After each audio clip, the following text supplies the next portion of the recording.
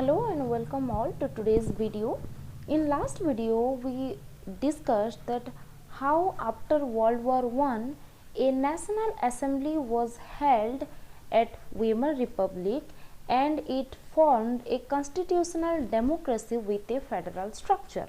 But it was not welcomed well by the German people, and the German people held the Weimar Republic responsible for losing the war and also for the Versailles humiliation. In today's video we will discuss about the effects of the war. हम last video में भी discuss किए थे that winning और losing a war is much much much later consequence, but whenever a country get into a war it has to face several damages and several losses.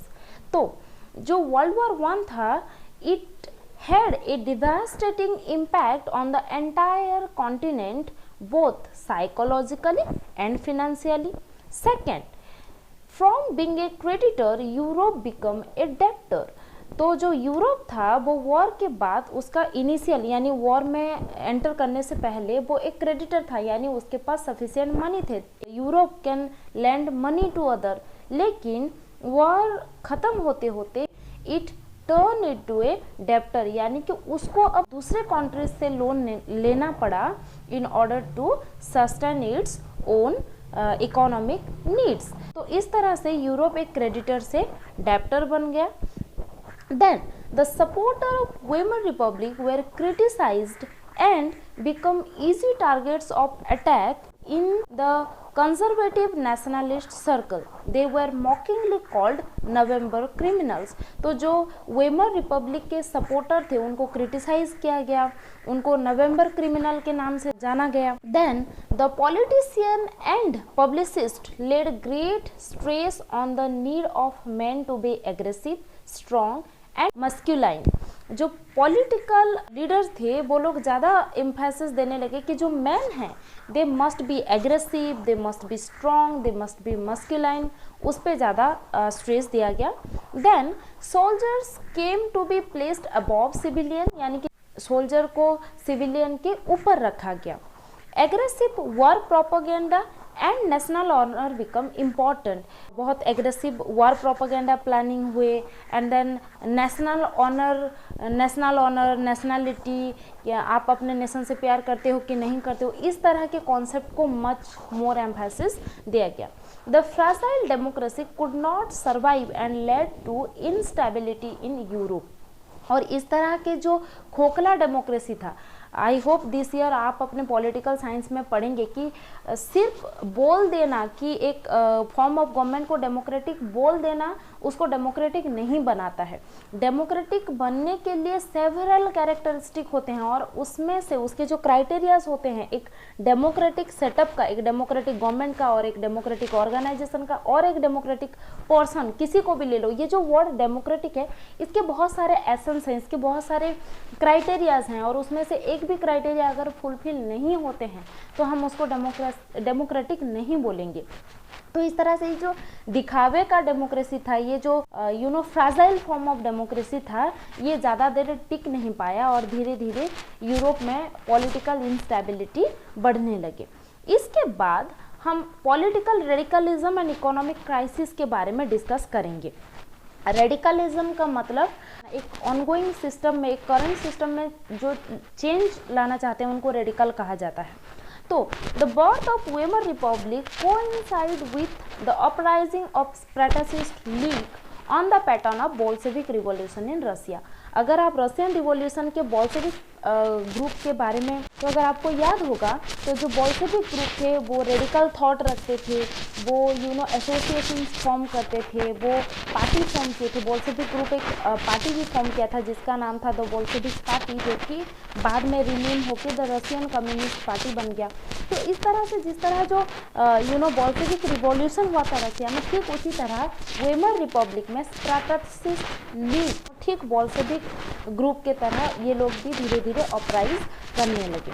The political atmosphere in Berlin was changed with demands of Soviet style government. और जो Berlin का situation था, जो political atmosphere था, वो दिन ब दिन अनरेस्ट होता गया और वहाँ के जो लोग थे उनका मांग था कि यहाँ पे भी सोवियत स्टाइल गवर्नेंस किया जाए। Those opposed to this met at Weimar to give shape to the democratic republic. The Weimar Republic crossed the uprising with the help of war veteran organization called Free Crops. और जो लोग oppose करते थे ये स्प्रैटसिस्ट league के uprising को, वो लोग वेमर में मीटिंग करते रहते थे और वो लोग न्यू प्लान्स करते रहते थे कि how to save the democratic republic. और वो लोग दबाना चाहते थे स्प्रैटसिस्ट लीग के अपराइजिंग को, और उनको दबाने के लिए वो एक ऑर्गेनाइजेशन के सहारा लेते थे जिसको फ्री कॉर्प्स कहा जाता था। The Spartacist founded the communist party of Germany. ठीक जिस तरह बॉल्शेविक पार्टी फॉर्म किया था रसिया में, उसी तरह जो स्प्रैटसिस्ट लीग थे वो लोग communist party of Germany form की। The political instability in Germany paved the way for Hitler. इधर वेमर रिपब्लिक है जो कि डेमोक्रेटिक कॉन्स्टिट्यूशनल फॉर्म लाना चाह रहा है विथ फेडरल स्ट्रक्चर, उधर स्प्रैटसिस्ट लीग थे जो सोवियत स्टाइल गवर्नेंस चाह रहे थे, जो communist party of Germany form किए थे। तो ओबियस है दोनों के बीच में कॉन्फ्लिक्ट चल रहे थे, क्लासेस चल रहे थे, दोनों के जो आइडियोलॉजी थे वो मैच नहीं हो रहे थे। तो ये जो सोशल या पॉलिटिकल अनरेस्ट कंडीशन बन गया था वो कहीं ना कहीं हिटलर के अपराइजिंग के लिए रास्ता थोड़ा आसान कर दिया। The political radicalization was heightened by economic crisis of 1923. तो 1923 में जो इकोनॉमिक क्राइसिस हुआ उसके चलते ये जो पॉलिटिकल अनरेस्ट था वो और ज़्यादा अनरेस्ट हो गया। तो क्या हुआ उसको समझने की कोशिश करेंगे। तो जो जर्मन था और वो जो फर्स्ट वर्ल्ड वॉर 1 में इंडल्स था, फर्स्ट वर्ल्ड वॉर 1 को फाइनेंस करने के लिए उसने लोन के सहारे ले रखे थे और उस लोन को रीपे करने के लिए वो अपना गोल्ड का यूज़ कर रहा था। तो धीरे धीरे गोल्ड रीपे करते उसका जो गोल्ड रिजर्व थे वो डिप्लेट होने लगे और उसके स्कैरसिटी आने लगे। तो स्कैरसिटी आने के कारण अब एक तो जो लोन लाया था उसको ऑलरेडी वो गोल्ड में रीपे कर रहा है, उसके ऊपर से अगर आपको वर्साइल ट्रीटी के बारे में याद है तो आपको याद होगा कि उससे उसके इम्पॉर्टेंट रिसोर्स एरियाज छीन लिए गए, उससे उसके ह्यूमन रिसोर्स छीन लिए गए, उसके माइंस छीन लिए गए और उसको ऊपर से वॉर गिल्ड ठहराया गया और उसके चलते उसको 6 बिलियन पाउंड रिपे करने के लिए भी कहा गया। तो इधर से जो लोन लाया है उसको गोल्ड में रिपे कर रहा है, उधर से उसके ऊपर वॉर गिल्ड क्लॉज लागू है और उसको 6 बिलियन पाउंड भरने हैं। तो ये सारे चलते 1923 में जर्मन रिफ्यूज टू पे, उसने मना कर दिया कि अब मैं पे नहीं करूँगा। तो इसके कॉन्सिक्वेंसेस क्या हुए कि जो फ्रांस था it capture it's Ruhr area, जो कि जहाँ पे कोल माइंस हैं उस माइन को फ्रांस ने कैप्चर कर लिया। अब इस एक्ट को कंडेम करने के लिए, इसको रिटेलिएट करने के लिए जर्मन ने क्या किया, रेकलेसली पेपर करेंसी छाप दी। तो अगर हम रेकलेसली पेपर छाप देंगे तो it automatically led to hyper inflation.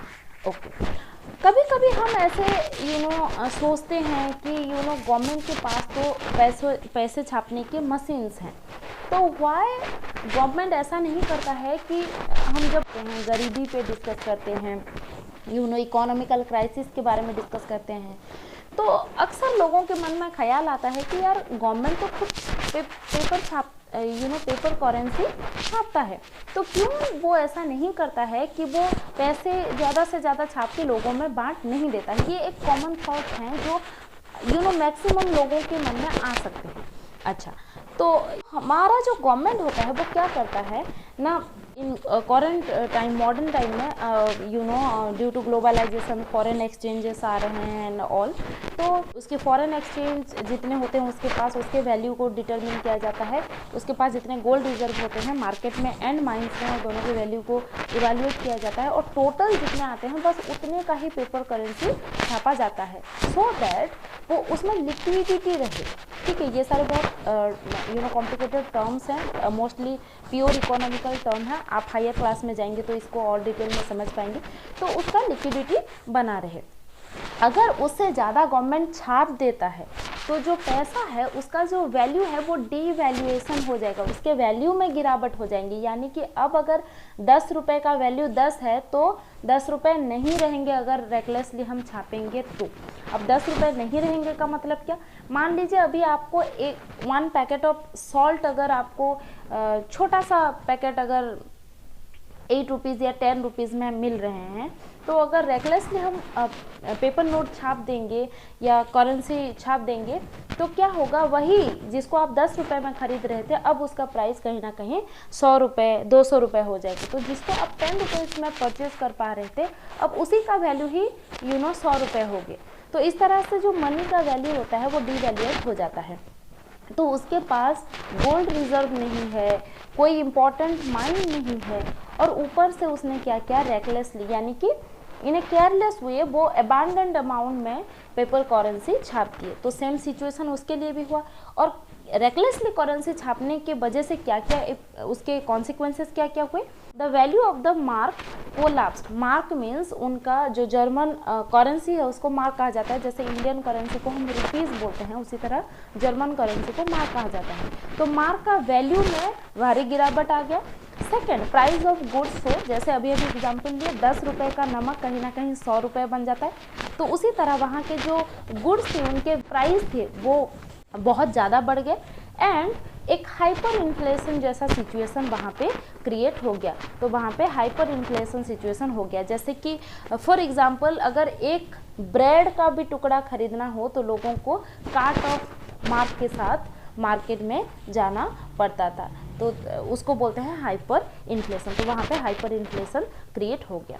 Then इस जो जर्मन का जो स्थिति बन गया, मतलब जितना उसको इकोनॉमिकली प्रॉब्लम झेलने पड़ रहे थे अब उसका सिचुएशन और ज़्यादा बदतर हो गया।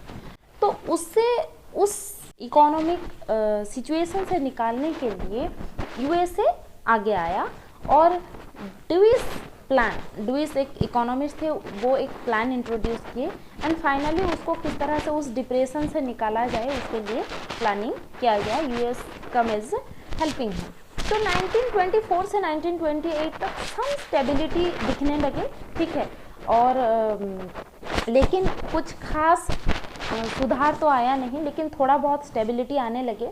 एंड जर्मन यूएसए से शॉर्ट टर्म लोन ले लेकर धीरे धीरे अपने इकोनॉमिक सिचुएशन को रिपेयर करने में लग गया।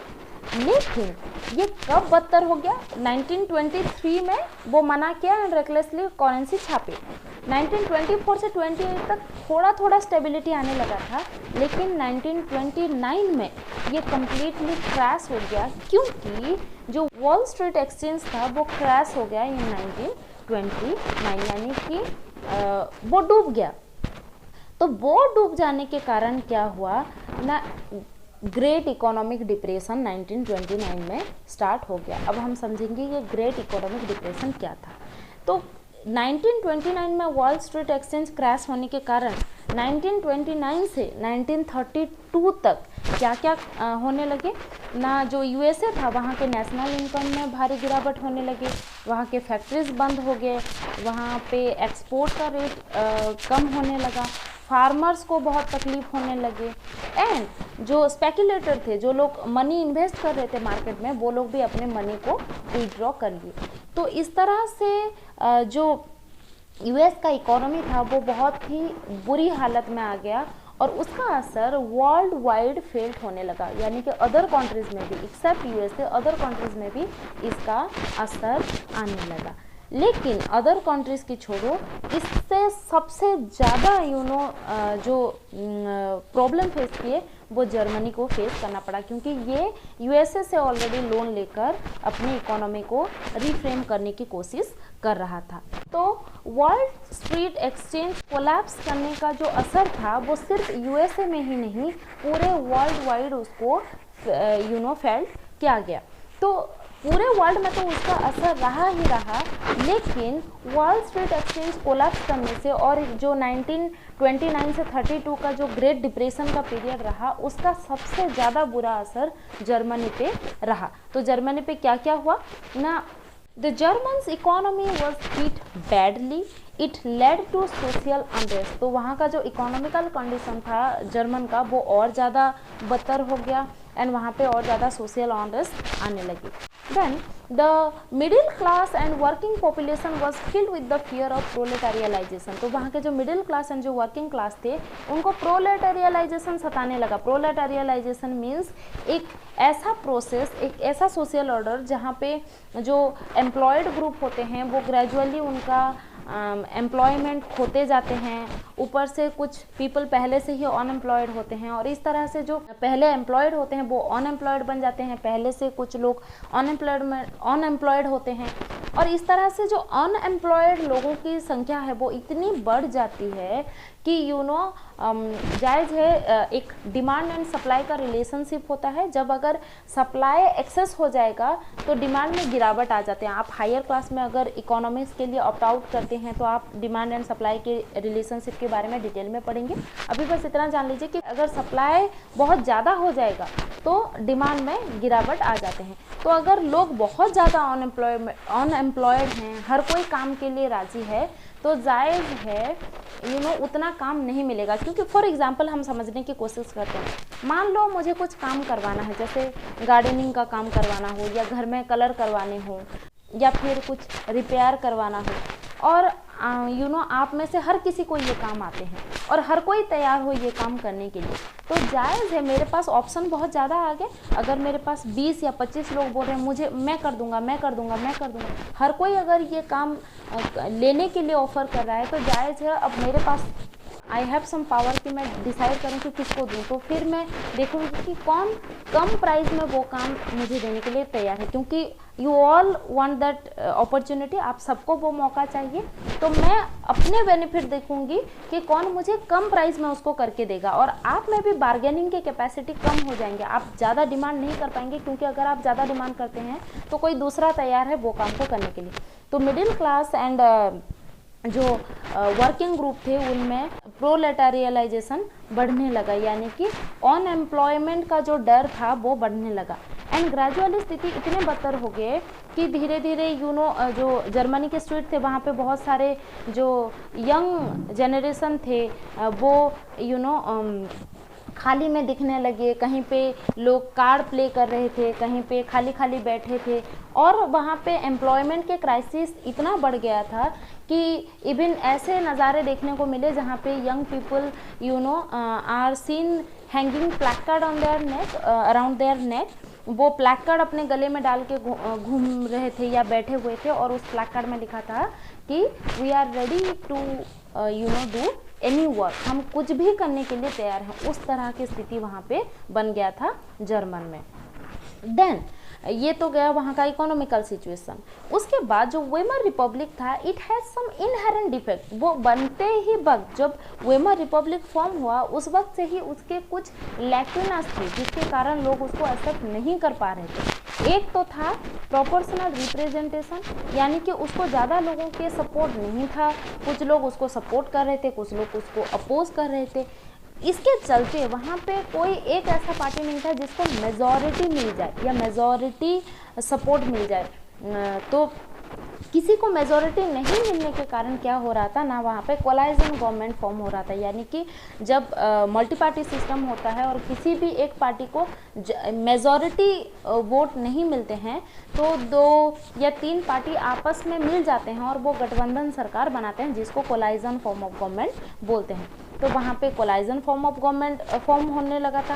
एंड सेकेंड आर्टिकल 48 था। आर्टिकल 48 क्या था ना, it gave the president the power to impose emergency. और जब एमरजेंसी लागू हो जाता है यानी कि जो प्रेसिडेंट होगा उसके हाथ में ये पावर था कि वो किसी भी वक्त एमरजेंसी लागू कर सकता है। और अगर एमरजेंसी लागू हो जाता है तो वहाँ पे जो सिविल राइट होता है उसको सस्पेंड कर दिया जाता है, यानी कि जो हम जैसे हमारे कुछ फंडामेंटल राइट होते हैं, कुछ बेसिक राइट्स होते हैं और अगर हमारे राइट्स वायलेट होते हैं तो हम उसके अगेंस्ट केस कर सकते हैं, हम उसके अगेंस्ट जुडिशरी का हेल्प ले सकते हैं, हम उसके अगेंस्ट अपना वॉइस रेज कर सकते हैं। लेकिन अगर इमरजेंसी लागू है तो उस टाइम में आपके अगर सिविल राइट डिट्योर भी होते हैं तो आप उसके खिलाफ नहीं बोल सकते हैं। और वेमर रिपब्लिक में 20 डिफरेंट कैबिनेट, जो कि सिर्फ 239 डेज में 20 कैबिनेट बदलने लगे और हर कोई जब चाहता था तब आर्टिकल 48 लागू कर देता था। तो ये और ज़्यादा पॉलिटिकल इंस्टेबिलिटी को पुश करने लगा। एंड वहाँ के जो लोग थे उनका धीरे धीरे ये डेमोक्रेटिक पार्लियामेंट्री सिस्टम से भरोसा उठने लगा। ये स्थिति बन गया था जर्मन का। आज के लिए इतना ही। Thank you.